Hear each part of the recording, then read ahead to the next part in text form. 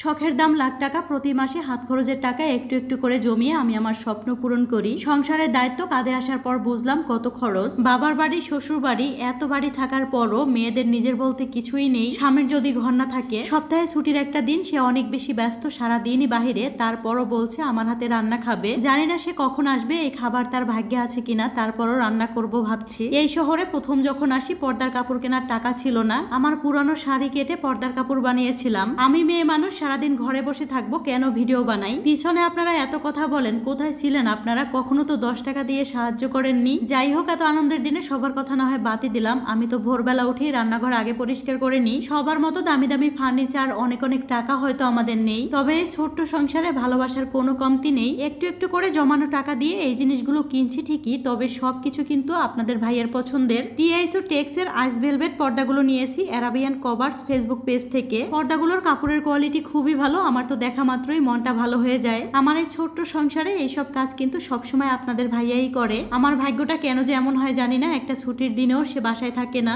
এই সময়গুলোতে পুরো সংসারের দায়িত্ব আমাকেই নিতে হয়। ইদানিং মনে হয় মেয়েরা রূপবতী হওয়ার চেয়ে ভাগ্যবতী হওয়া আসলেই ভাগ্যের ব্যাপার। দেখেন পর্দাগুলো সেট করার পর কত সুন্দর লাগছে। সবকিছু গুছিয়ে নিলে আরো বেশি সুন্দর লাগবে। আমি সবসময় চেষ্টা করি আমার সাধ্যের মধ্যে শখগুলো পূরণ করতে। আমার রুমে তো 2টা জানালা, আর 2 জানালার জন্য আমি 8 পিস পর্দার কাপড় অর্ডার করছিলাম। সুন্দরভাবে রুমটা গুছিয়ে রুমের ফাইনাল লুক অবশ্যই আপনাদের সাথে শেয়ার করব। এই ফাঁকে ভাবছি রান্নাটাও বসিয়ে দিই, জামাইও হয়তো চলে আসবে। রান্নার আগেই রান্নাঘরটা আমি সুন্দর করে গুছিয়ে নিয়েছিলাম, আর এখানে সব ধরনের মশলা ভালো করে কষিয়ে ম্যারিনেট করা মাংসগুলোও দিয়ে দিলাম। সকাল থেকে সন্ধ্যা পর্যন্ত 2টা হাতে সংসারের সব কাজ গুছিয়ে নিতে হয়। একদিকে রান্না করছি, অন্যদিকে রুমের বাকি পর্দাগুলো সেট করে নিলাম। ভাইয়াদের পেজে সব ধরনের ফার্নিচারের কভার পাওয়া যায়, সাথে পর্দার কাপড় তো আছেই। আমি পেজ লিংকটা ভিডিওর উপরে দিয়ে রাখবো, আপনাদের পছন্দ হলে নিতে পারবেন। একটু একটু করে সবকিছু গুছিয়ে নিচ্ছি। আবারও চলে আসছি রান্নাঘরে। আজকে আমি শুটকি আর চিংড়ি মাছ একসাথে মিশিয়ে একটা সবজি রান্না করব। এই সবজিটাকে আমরা ডাটা বলি, আপনারা কে কি নামে চিনেন একটু কমেন্টস করে বলবেন।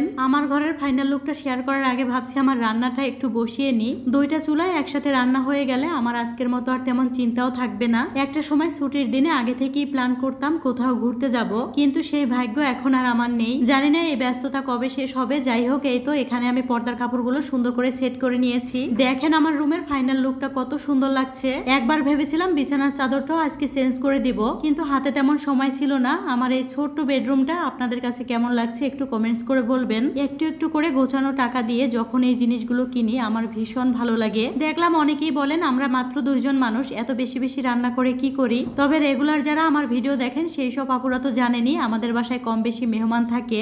আমি একটা মুরগির মাংস সামান্য কিছু রেখে বাকি সবটুকুই রান্না করেছি, কারণ এই একবেলা রান্না করে আমাকে সারা দিন চলতে হবে। আর এখানে ডাটা শাকগুলো আমি সুন্দর করে কষিয়ে নিচ্ছিলাম। তো যাই হোক, সবাই ভালো থাকবেন। আজকের ভিডিওটি এ পর্যন্ত।